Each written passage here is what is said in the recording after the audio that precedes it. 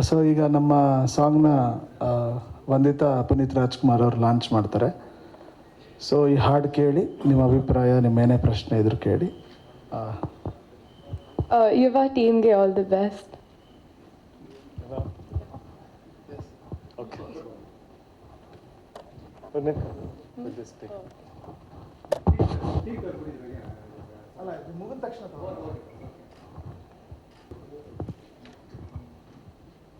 So ಈಗ ನಮ್ಮ ಸಾಂಗ್ನ ವಂದಿತಾ ಪುನೀತ್ ರಾಜ್ಕುಮಾರ್ ಅವರು ಲಾಂಚ್ ಮಾಡ್ತಾರೆ.